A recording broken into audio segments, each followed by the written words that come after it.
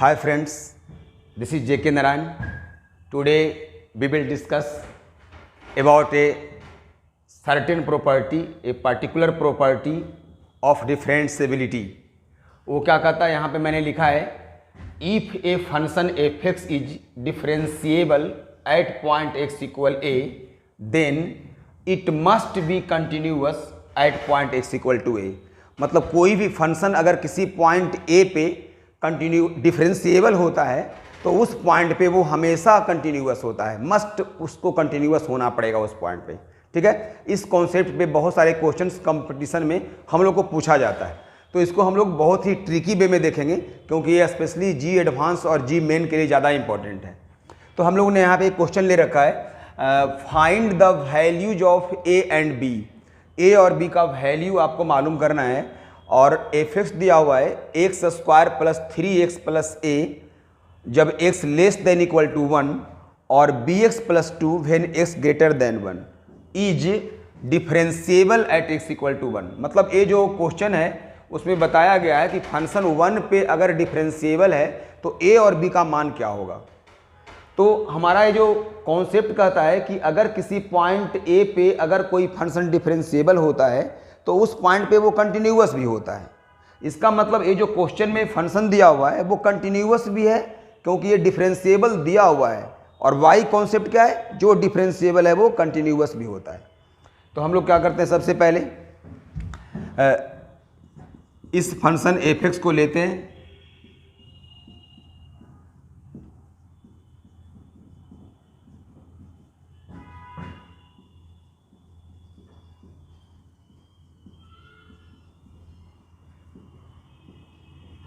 और चूंकि ये फंक्शन कंटिन्यूअस भी है इसलिए f1 plus right hand limit और f1 माइनस ये दोनों क्या होगा, इक्वल होगा।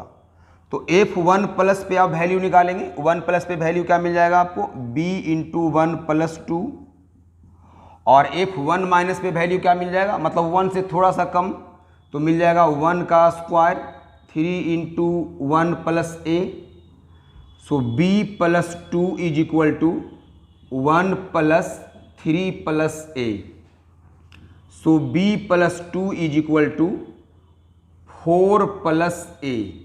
और यहाँ से आप लिख पाएंगे, b को लेकर जाएंगे राइट हैंड साइड में तो मिल जाएगा a माइनस बी, और 4 को लाएंगे लेफ्ट में तो 2 माइनस 4 क्या मिल जाएगा, माइनस 2। इस तरह से हम लोगों ने a और b में एक इक्वेशन मालूम कर लिया।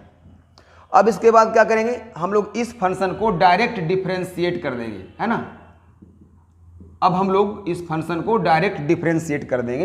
ये चीज़ हम लोग को 11th में क्लास में पढ़ना होता है, डिफरेंशिएशन। तो एक्स स्क्वायर का क्या होता है डिफरेंशिएशन, 2x, और 3x का क्या होता है बच्चों, 3। और चूंकि a कोई कांस्टेंट वेरिएबल है, तो एक कांस्टेंट वेरिएबल है तो इसका क्या होगा differentiation with respect to x, 0। तो a मिल गया हम लोग को x less than equal to 1 के लिए f डैश x।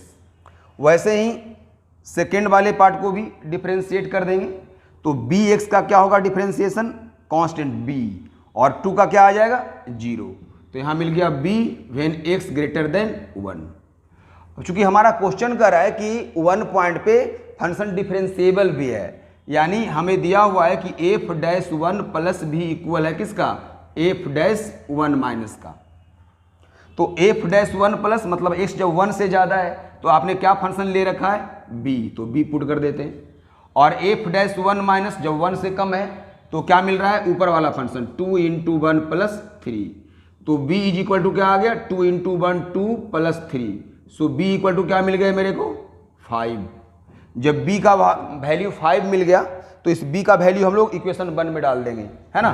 तो इसीलिए फ्रॉम इक्वेशन 1 अगर हम लोग मालूम करेंगे तो a माइनस बी का वैल्यू क्या पुट कर दिया, 5 इक्वल टू माइनस 2।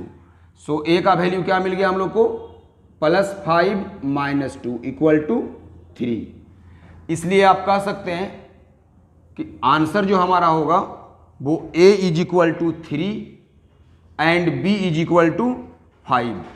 तो इस तरह से अगर कोई फंक्शन किसी पॉइंट पे डिफरेंशिएबल होता है तो उस पॉइंट पे जरूरी है कि वो कंटिन्यूअस होगा ही।